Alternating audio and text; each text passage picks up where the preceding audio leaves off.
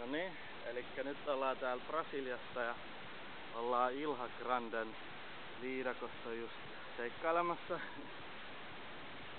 Ja tän näköistä täällä nyt on suht eksoottista.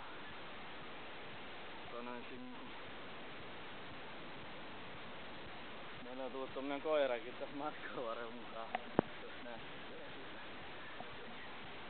Sano moi, sano moi, sano moi.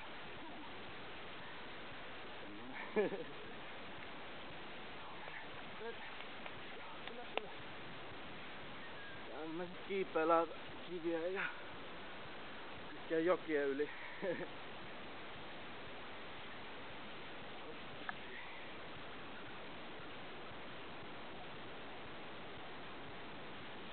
Ja eiköhän se ollut siinä. Moikka!